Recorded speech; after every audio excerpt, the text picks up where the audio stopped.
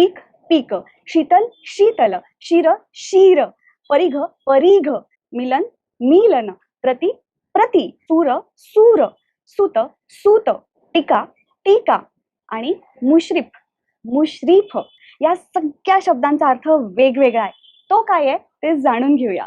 तर पीक म्हणजे कोकिळ पक्षी आणि पीक म्हणजे उगवलेलं धान्य. शीतल म्हणजे शीतळा देवी आणि शीतल म्हणजे थंड. शीर म्हणजे डोकं आणि शीर म्हणजे नस. मिलन म्हणजे एकत्र येणं आणि मीलन म्हणजे उमललेल्या फुलांच्या पाकळ्या मिटणं किंवा उमललेलं फुल कोमेजणं. प्रति म्हणजे कडे किंवा प्रत्येकी आणि प्रति म्हणजे प्रत या शब्दाचं अनेक वचन. टीका म्हणजे ठिपका आणि टीका म्हणजे निंदा करणं. सुत म्हणजे पुत्र किंवा मुलगा आणि सूत या शब्दाचा जेव्हा आपण पुल्लिंगी वापर करतो तेव्हा त्याचा अर्थ होतो दोरा किंवा धागा आणि सूत ह्याच शब्दाला जेव्हा आपण नपुंसकलिंगी म्हणून वापरतो तेव्हा त्याचा अर्थ होतो सारथी किंवा सुतार. सूर म्हणजे देव आणि सूर म्हणजे गाण्यातला सूर. मुश्रीफ म्हणजे तपासनीस आणि मुश्रीफ म्हणजे अवाजवी झालेला खर्च. तर या सगळ्या शब्दांमधनं असा कोणता शब्द होता जो तुम्ही कधीच ऐकला नव्हता किंवा असा कोणता अर्थ होता जो तुम्हाला माहितीच नव्हता? कॉमेंट्स मध्ये मला नक्की सांगा. भेटूया मराठीचा ह्या सिरीजच्या पुढच्या भागात पुढच्या बुधवारी.